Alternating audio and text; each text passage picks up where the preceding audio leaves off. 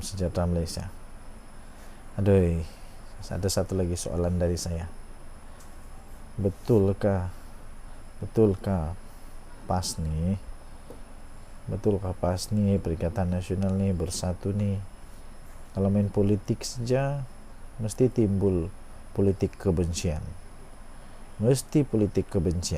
Betulkah dorang suka main begitu? Kenapa suka buat politik kebencian? Kita susah-susah buat perpaduan, senang-senang dengan politik kebencian. Inilah yang telah dikecam, dibidas oleh Perdana Menteri. PM bidas politik kebencian yang dimainkan oleh pembangkang. Perdana Menteri Datuk Seri Anwar Ibrahim berkata beliau tidak terganggu dengan politik kebencian yang sedang dimainkan oleh pembangkang untuk menyerangnya. Malah beliau menyifatkan persekitaran politik negara terlalu menebal dengan kebencian, kerana apa yang dilaksanakan kerajaan ini seringkali saja dijadikan isu politik oleh pihak yang tidak bertanggungjawab. Apa saja mereka tak panggil saya, tidak ambil gaji dihina, benteras rasuah dihina. Mengenai Black Rock pun mereka kata saya ejen Yahudi, baik dengan Hamas pun dihina. Semua pun mau dihina. Jadi saya pun tidak faham apa dorang buat mau nih sebenarnya. Bagus sangat ke dorang. Suci kah? Lepas tu PM Anwar kata saya hanya jawab sikit-sikit, tapi seringkali saya tak peduli, kerana saya fikir kita punya tugas lebih berat dan ia tidak mudah. Fakta tidak sama sekali dipedulikan, yang dilontarkan hanya kebencian. Apakah ini harus mengganggu kita? Tidak, ia tidak akan ganggu kita, katanya pagi ini di hadapan 700 orang kaki tangan warga Kementerian Keuangan. Jadi itulah, saya fikir kita harus mencontohi negara-negara yang berpolitik sehat, yang berpolitik dengan keluarkan fakta, dengan keluarkan hujah-hujah yang memang untuk memajukan negara, bukan hujah-hujah politik kebencian. Apalagi kalau menunggang-nunggang, aduh, pening kepala. Semua mau ditunggang. Lama-lama jadi tunggang kerbau pun jadi ni. Harap-harap semua yang suka menunggang-nunggang tu berhentilah daripada menunggang yang tak perlu ditunggang. Ini bukan mencipta satu perpaduan di Malaysia. Ini boleh menyebabkan perpecahan untuk negara Malaysia. Okey, kita jumpa lagi. Bye-bye. Salam sejahtera Malaysia. Tuan Nadi Suara Rakyat bergema di channel ini. Tuan-tuan dan puan-puan yang dihormati sekalian, ada orang buat spekulasi terbaru dan saya pun ditanyalah apa pendapat saya dengan perkara ini, iaitu kalaulah UMNO keluar daripada kerajaan, Zahid Hamidi kah jadi Perdana Menteri Malaysia yang baru? Wow, saya kata tidak mungkin Zahid Hamidi boleh jadi Perdana Menteri yang baru. Pada pendapat saya, ini pendapat saya saja, ada manusia ni dia memang dicipta untuk bukan jadi nombor satu, tapi dia bagus jadi nombor dua. Ada manusia ni dia memang dicipta tak boleh jadi bos paling besar, tapi dia jadi bos nombor dua yang terbaik. Jadi saya fikir Zahid Hamidi macam begitu. Zahid Hamidi, saya rasa, ini pendapat saya secara peribadi, Zahid Hamidi memang dicipta menjadi nombor dua saja, tidak boleh jadi nombor satu. Jadi lagipun Zahid Hamidi banyak kes lah sekarang, dia banyak kes, dan walaupun ada kes-kes yang sudah dimenang semua tu kan, tapi saya fikir tidak sesuai tidak sesuai untuk Zaid Hamidi jadi Perdana Menteri Malaysia, apalagi kalau dengan UMNO. Dan saya fikir kalaupun UMNO masuk ataupun keluar daripada kerajaan, lepas tu kerajaan ini tumbang, lepas tu nanti bergabunglah UMNO, PAS dan Bersatu untuk jadi kerajaan bersama dengan parti-parti yang lain, termasuk daripada Bebas dan sebagainya. Saya tidak fikir UMNO patut jadi kerajaan atau jadi Perdana Menteri. Kenapa? Kerana jumlah MP UMNO tu jauh lebih sikit dibandingkan dengan MP-MP daripada parti yang lain. Jadi kalaupun betul-betul berlaku seperti itu, tidak sesuai lah untuk daripada UMNO yang jadi Perdana Menteri. Mungkin daripada parti lain. Yang peliknya dulu juga berlaku, sudah berlaku pun. UMNO parti yang kecil, tapi Perdana Menterinya dari UMNO, Ismail Sabri Yaakob. Jadi tidak juga mustahil. Tapi untuk Zahid jadi Perdana Menteri, saya fikir kurang sesuai. Apapun pendapat masing-masing, ada masing-masing pendapat. Dan kalau Zahid jadi Perdana Menteri, pasti parti-parti yang bergabung dengan diorang ini akan jadi tidak juga stabil lah, sebab akan ada ahli-ahli dalam parti, MP-MP dalam parti yang bergabung tidak puas hati, pada akhirnya akan menyebabkan ketidakstabilan berlaku sekali lagi. Jadi tuan-tuan dan puan-puan yang dihormati sekalian, minta maaf lah pada Zaid Hamidi, sebab pada pendapat saya Zaid Hamidi tidak boleh jadi Perdana Menteri. Bukan tidak layak, tapi mungkin dia dicipta bukan untuk jadi Perdana Menteri lah. Mungkin dia dicipta untuk jadi timbalan Perdana Menteri saja sampai bila-bila. Mungkin kalau UMNO jadi kuat semula pun bukan Zahid jadi Perdana Menteri. Mungkin ada orang lain. Kita tunggu saja apa yang akan datang. Denyut Nadi Suara Rakyat bergema di channel ini. Bye-bye. Salam sejahtera Malaysia. Denyut Nadi Suara Rakyat bergema di channel ini. Memang betul-betul lah seperti yang sudah saya agak, bahawa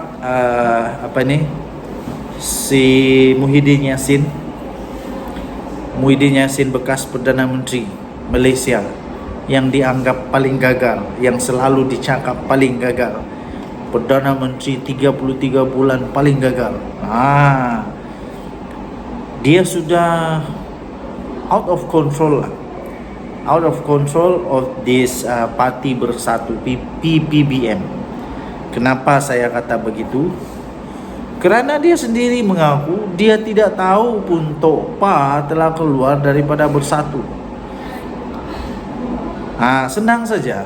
Logically, kalau memang dia ada kontrol, dia ada kuasa yang memang bagus kepada parti ini, pasti dia tahu semua yang ada dalam parti. Takkan muka besar macam Tok Pa dia tidak tahu sudah keluar Bersatu. Mustahil. Ialah kalau ada orang di kampung saya yang anggota ahli Bersatu keluar Bersatu, mungkin Muhyiddin boleh lah tidak tahu. Tapi kalau tiba-tiba Tok Pa yang begitu besar nama tu dia tidak tahu, memang Muhyiddin memang ada masalah ingatan kot. Jadi pertama, dia tidak ada lagi kuasa sebenarnya. Jadi siapa sebenarnya yang berkuasa dalam Bersatu? Azmin Ali, Hamzah Zainuddin, atau siapa yang berkuasa sebenarnya dalam Bersatu? Sampai benda ni pun Muhyiddin Yassin tidak tahu. Inikah yang mau jadi Perdana Menteri lagi? Macam mana Muhyiddin Yassin mau jadi Perdana Menteri kalau parti dia sendiri, Tok Pa yang begitu besar pun dia tidak tahu pun sudah keluar daripada parti? Nanti kalau dia jadi Perdana Menteri, nanti macam mana dia mau tahu pula? Ada orang yang perlu bantuan, ada rakyat yang perlu bantuan. Nanti hanya orang-orang yang famous saja kah? Itu persoalan dia lah. Kedua, yang memang agak mengejutkan ialah Muhyiddin Yassin seolah-olah ada sesuatu yang dia risau dengan Tok Pa. Ya, ada sesuatu yang dirisau dengan Tok Pa, yaitu adakah Tok Pa akan berpaling tada dari kawan menjadi lawan? Adakah dari lawan menjadi lawan? Saya pun tidak pasti, saya pun tidak tahu apa yang bakal terjadilah. Tapi yang pasti menjadi satu yang sangat pelik bagaimana Muhyiddin Yassin tidak tahu. Adakah memang ada gerakan di dalam bersatu secara diam-diam yang Muhyiddin Yassin tidak tahu? Adakah ini adalah tanda utama yang sangat jelas yang menyatakan bahwa ada gerakan di dalam bersatu yang Muhyiddin tidak tahu? Kenapa saya kata begitu? Kalau benda besar gajah macam Tok Pa ni, isu macam Tok Pa ni berlaku dan Muhyiddin tidak tahu, bayangkan isu sekecil semut isu sekecil semut yang Muhyiddin tidak tahu, berapa banyak yang dia tidak tahu. Jadi tidaklah sesuai untuk Muhyiddin Yassin jadi Perdana Menteri, saya rasa sekali lagi, kerana kredibiliti dia sudah tercalar di mana dia tidak lagi dapat ada skill, tidak ada lagi kompetensi dia untuk menjadi pemimpin yang serba tahu. Ya, kami mau Perdana Menteri yang serba tahu. Mana kami mau Perdana Menteri yang semua dia tidak tahu. Kalau semua dia tidak tahu, baguslah kucing saya yang jadi Perdana Menteri. Sebab kucing saya pun tidak tahu apa-apa, jadi lebih baik kucing saya jadi Perdana Menteri. Apa pendapat anda? Sila tinggalkan komen. Denyut Nadi Suara Rakyat bergema di channel ini. Jangan lupa tekan butang subscribe, like dan share. Malaysia kita punya, cintai Malaysia aku, kita jaga kita. Kita jumpa lagi, bye bye. Salam sejahtera Malaysia, Denyut Nadi Suara Rakyat bergema di channel ini. Tuan-tuan dan puan yang dihormati sekalian, ini ada satu tajuk berita yang sungguh lucu. Saya ketawa sampai keluar air mata tahu, sampai keluar air mata. Aduh, sekarang kempen di dunia ini pelik bin ajaib. Ini kempen yang memang sudah sah, confirm, terdesak, tidak ada cara lain lagi untuk menang. Sampai ini pun jadi kempen. Tiba-tiba calon pas tiba-tiba menurut tajuk ini yang saya tempelkan di sini nih. Tiba-tiba saya nampak dia kongsi, tajuk dia dikongsi pula, keputusan SPM anak yang dapat 11A. Yang saya heran, apa kena mengena anak dia dengan dia mau jadi YB? Apa kena mengena? Ya, mungkin saya faham.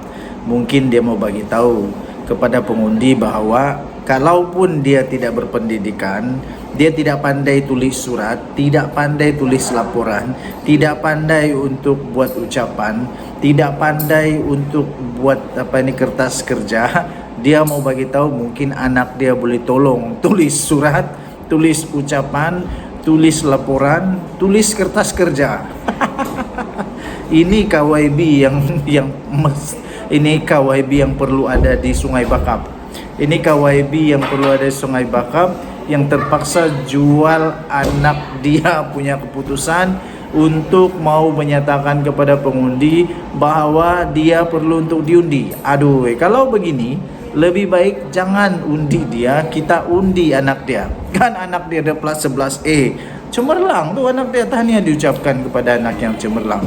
Tapi belum pernah saya nampak ada calon YB, ada calon yang mau bertanding di PRK kah, PRU kah, PRN kah, yang tiba-tiba tak semena-mana dia pakai pula dia pakai pula keputusan anak dia untuk mau raih undi. Ini betul-betul lucu dan saya pikir betul-betul sudah terdesak untuk mau dapat undi. Nah, jadi orang-orang di Sungai Bakap pikirkanlah, kalau mau dapat YB yang ada anak cemerlang, undilah dia. Tapi kalau mau dapat YB yang memang betul-betul dia sendiri cemerlang, dia pun cemerlang, anak dia pun cemerlang, dia ada PhD, dia pandai buat laporan sendiri, pandai buat ucapan sendiri, pandai buat kertas kerja sendiri, pandai buat laporan sendiri, semua dia pandai buat. Undilah orang yang ada PhD. Bukan kita mau merendahkan, tidak. Saya hanya heran, Apa kena mengena mau pergi campaign dengan bagi tahu kepada dunia bahwa anak dia dapat 11A di dalam SPM. Kalau begitu, semua orang yang anak dia ada 11A boleh jadi YB kah? Bukan begitu. Saya pikir tidak sesuai. Saya pikir tidak sesuai dan tidaklah tidak kenalah. Not appropriate, not appropriate to use your children, your kids punya SPM result hanya untuk mau meraih undi. Kerana ini mengganggu diorang punya so-called privacy. Janganlah kacau privacy anak hanya untuk mau dapat undi. Nanti sekarang semua orang sudah kenal anak kamu. Nanti semua sudah orang kenal anak kamu, bagus kalau menang. Kalau kalah, orang kenal, inilah anak yang bapaknya kalah dalam pilihan raya. Tidakkah kesian macam begitu? Aduh. Jadi senang saja simpulannya kepada semua pengundi-pengundi di Sungai Bakap, pikirkan panjang-panjang sebelum mengundi.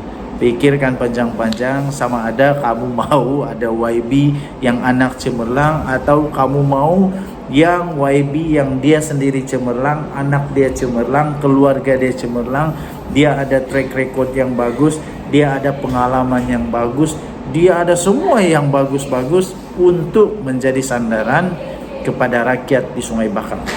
Terus terang, saya walaupun saya bukan ahli PKR, bukan ahli Pakatan Harapan, bukan.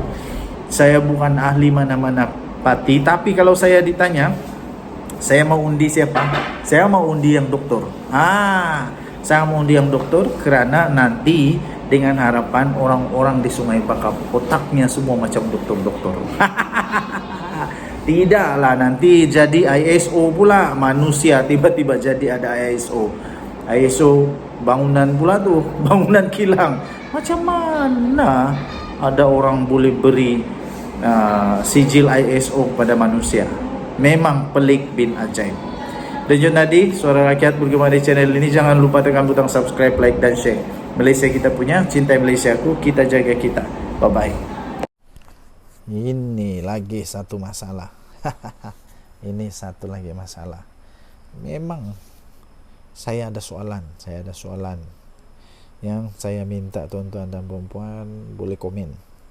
Memang orang-orang Perikatan Nasional ini suka cari masalah, suka menjemput masalah.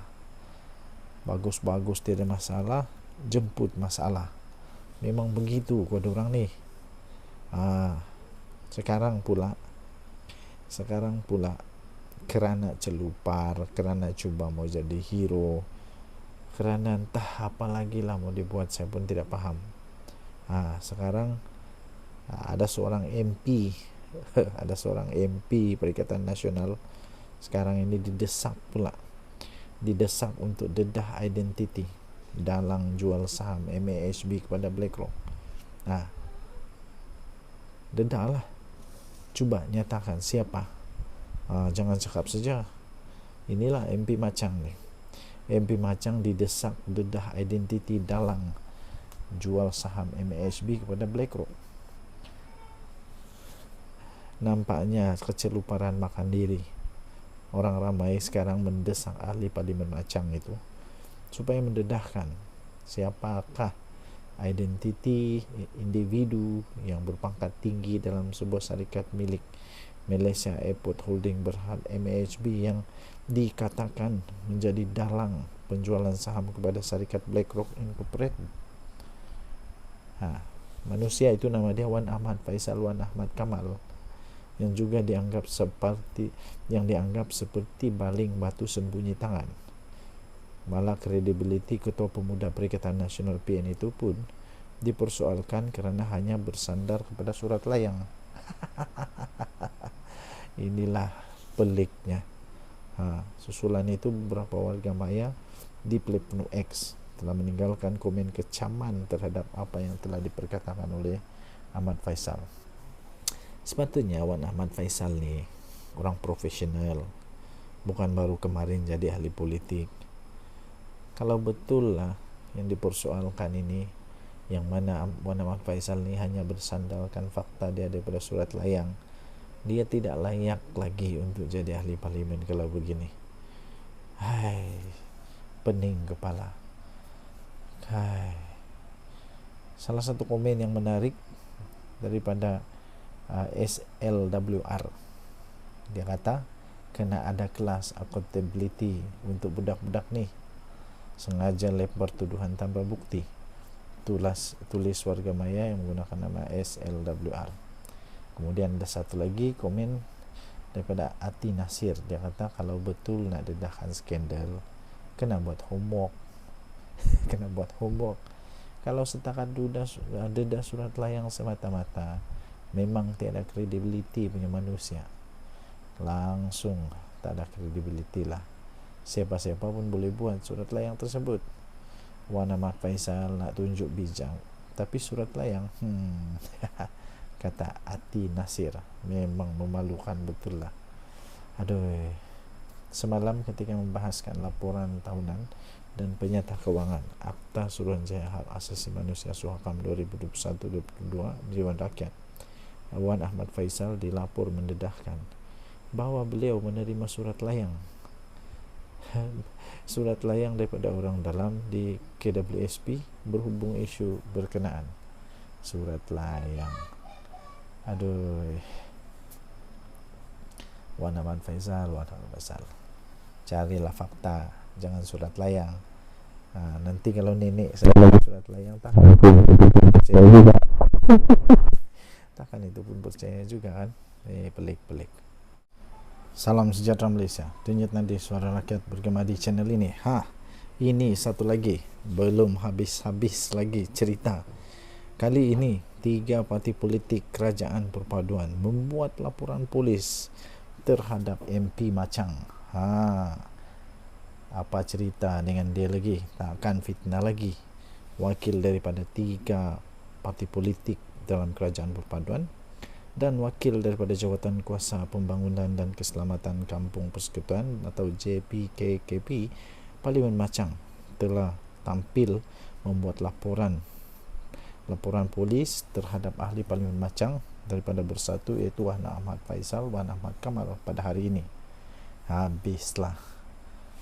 Naib Ketua UMNO bahagian Machang Muhammad Fakhruddin Ismail berkata laporan polis oleh beliau dan wakil daripada Amanah serta PKR dibuat berikutan dakwaan oleh Wan Ahmad Faisal semalam, yang beliau mengatakan bahawa peruntukan kepada ahli parlimen terbabit dilencongkan kepada parti politik yang menyokong kerajaan perpaduan. Ini betul-betul fitnah paling teruk.